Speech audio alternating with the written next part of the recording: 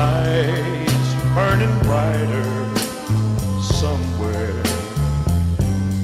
Got to be birds flying higher in a sky more blue. Good morning. Welcome to Right Thinking with Steve Copeland. I'm your host, Steve Copeland, and thank you for tuning in. Let's have a great day.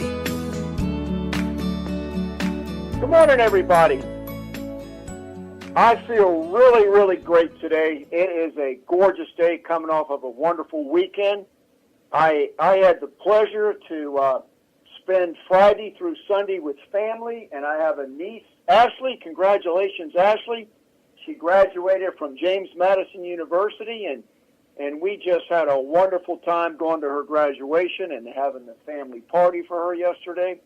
And listening to the commencement speeches at the James Madison University on Friday, you know, all of these people that are giving commencement speeches, these people that come up to motivate everybody and tell you what your life's going to be like now that you're going to go out into the world and wish you success. And Jeff Heiser and his wonderful theme that he's doing right now on how to succeed and mental toughness and confidence and focus, and sermons that you hear if you go to church on Sundays or Bible studies during the week. Everybody's saying the same thing. And that's what's so wonderful about it. And some people are like trying, you know, we're pulling out our hair to wondering what is it that some of these people that are just stuck, what is it that they're not getting? Well, I think I have an idea of what they're not getting, and part of it is that they don't know that it's possible.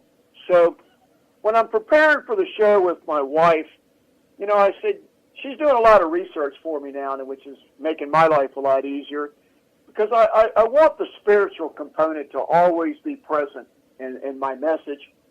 But at the same time, one of my things is that I've been asking for years, what good does it do to hear a great motivational speak?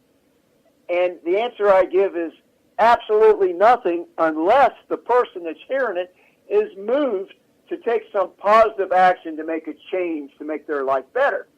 And so I've heard some of the most wonderful sermons. I've read hundreds of commentary on Bible study on sermons, and I always have this little bit of a frustration. I think Napoleon Hill had it too, because his book Outwitting the Devil, it wasn't published for about 80 years after he died, because he really was critical of organized religion and public education. But he's a very godly man. It's all biblical principles behind Napoleon Hill teachings. But my thing is, you got to give people tools and not just shake them and tell them what they need to do. Now, I'm going to back up there, because I don't want all the wonderful pastors in the world to say, hey, Steve's not hearing it either. No, I am hearing it, and that's why I want to give the spiritual component here. So I asked Donna, my wife, to do me a favor, sweetheart. Give me some research on some biblical references to nothing is impossible. And she did great for me on this one. So that's my thought for today that I'm going to give you. Nothing is impossible with God. And you go straight to Proverbs 3:11 through 20. And just to give it to you really quick, hey, he created everything out of nothing just with the Word. And through Jesus, the universe was created. So let's keep that thought going. And that Christ is the power of God and the wisdom of God. So let's go to the next part. Okay, with God, all things are possible. Matthew 19:16 through 30. You know, that's when you get into the parable about a camel going through the eye of the needle. You know, a lot of times we can't move forward in life when we're carrying a tremendous amount of baggage. And one just simple interpretation of the camel is that in order to get through that gateway, you had to be unburdened of all your possessions to be able to get through that small gateway. And so let's just trust in God. That's what that's basically saying. And now it gets a little more personal to you. In your life, nothing is impossible with God. So if you want to go to Job chapter 8, 1 through 10, that's when he really finally catches on, and then he forgets what all of his naysayer friends are trying to tell him, and he turns to God, and God delivers everything for him. So let's keep that thought in mind today, that nothing is impossible with God. But that led me to the next thing that I was talking to Donna about. You know, how do you get people to listen? It's so easy when you're sitting there trying to tell them the obvious. But we do this little role-playing thing, Don and I, this morning. It's like she's going to be the person that's struggling through life, and I'm going to be the counselor or the mentor, and then we reverse it. And what we find ourselves doing is giving a lot of really good advice. But then if I'm the person that's playing the role of the one that's going through hardship, I give her all these things like, well, that's easy for you to say, but I haven't eaten for 2 days, so can you just feed me? Nobody wants to do anything for me. Well, Maslow's hierarchy of needs, for those of you that are familiar with that, you know, it starts off basically saying that you've got to have the lowest level of your physiological needs covered: food, shelter, and clothing.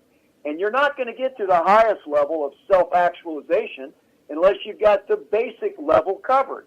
And it goes up into, I think he uses 5 steps here. After you get your food, shelter, and clothing covered, then it's safety. You want to live in a safe environment. You want to not have financial pressures. You want to be basically comfortable and not have to worry about things that are going to cause you pressure. After you got your safety needs covered, we all have this desire to be loved and to belong. But let me stop there for a second. You're not going to have this desire to just be loved and to belong if you're starving and you're homeless and you're out there and you're not eating for a couple of days. So what I'm getting at is, I think that stabilization is a goal for all of us, and then we get to higher levels, of course, but it's very hard for someone who's going through some hardship, very unstable, if they're not getting their most fundamental needs at the lowest levels met. And then after loving and belonging, the next higher level is esteem. We all want to have positive self-esteem. We want to feel good about who we are and how other people perceive us. And then the highest level, according to Maslow, is self-actualization. And that's when we really know who we are, why we're here, what our purpose is. So let's back that up just for a minute. If we start off and we're trying to help somebody that's struggling, and we're just giving them somewhat of a lecture. Hey, it might not be somebody that's out there in a homeless type environment, or just got out of prison and nobody wants to hire them, and they don't have an income and life's looking kind of difficult. It might be in your own family where your kids, they're confused. They don't have a sense of direction. They just want to have a good time and not worry about the future too much. There's not a parent out there that's looking out for their kids. It's not trying to teach them how to save and learn how to budget and stuff like that. But a lot of people are not going to be dealing with budgeting until they're satisfied that they're knowing who they are.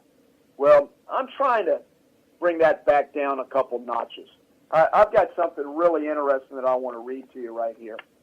In Brunswick Women's Correctional, I've been going there for almost 5 years, and I just love being in there and sharing with the women. I taught my course for a year. This was about 3 years ago that I've got this. And I did a little simple evaluation that the head counselor said, hey, Steve, why don't you get them to do an evaluation of your class? Give them an assignment. And I said, what would you like? And she said, well, let's ask them what they've learned by being in this class. And ask them, there's 3 questions. One was, what have you learned since being in this class? 2, what changes have you made in your spending since being in this class? Be specific, indicate any savings that you have made. And 3, how will this class help you? Now, let me set the context here for a second. women in prisons, they well, not just women, everybody that's in prison, they sometimes have an opportunity to have jobs while they're in there and make a little money. And there's canteens in there, and they do a lot of spending in the canteen because it's just something to do. And I gave a story about one of my best students that told me how she had started monitoring her canteen spending and started saving a lot of money. Well, let me just read this, and it'll be self-explanatory. So this person gave me an evaluation. What have you learned since being in this class? I have learned how important it is to budget your money. This class has taught me how to save money in the present for both today and to help me financially secure in the future. There were so many aspects to money management that I simply didn't think about or realize before taking this class that I will be very mindful of in the future. Even the smallest changes can make a big difference. The second question, what changes have you made in your spending since being in this class? Be specific, indicate any savings that you have made. I have started trying to budget myself when ordering my canteen. For example, I now save $20 of the money my family sends me every time and around $20 of my check every month. On average, I'm now saving between $40 to $60 a month, which is a great improvement for me. Before, I would spend it carelessly just because I had it. And 3, how will this class help you? This class will help me in numerous ways when it comes to my future.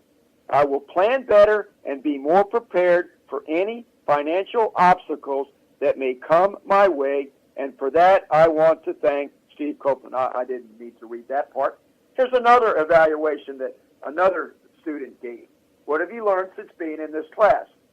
I've learned that budgeting your money is very important. Write it all down and save a little every month. I've also learned if I got in a spot that most places will work a payment arrangement, and so that life's not too overwhelming and stressful. I've also learned that if you are leasing or renting a place, read your lease. Know what you are responsible for and what you are not. Second question, what changes have you made in your spending since being in this class? Be specific, indicate any savings that you have made. I find myself writing a list before canteen and setting a limit each week if my list goes over the limit I go through, and reevaluate that list. I do not go over the limit I've set to spend each week. I've found I'm starting to save money each month. Okay. How will this class help you? I've found that with the little money we get in here, if I can save some, I'm excited to put your budgeting to use in the outside world. I've learned that wants can and should be placed only after needs. It's still possible to have them. You just have to set the money aside for them. I got one more thing I'd like to read, and this is I'm very, very humble on this one. This is a letter I got from a student. Mr. Copeland, because of you and the information that you have provided by teaching me to be aware of every cent I receive and spend, I have been able to accomplish some goals that at one time did not seem possible.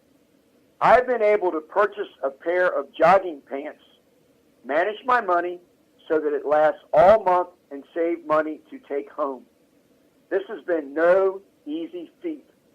As I live off of state pay, which is 45 cents an hour, your class has made this possible.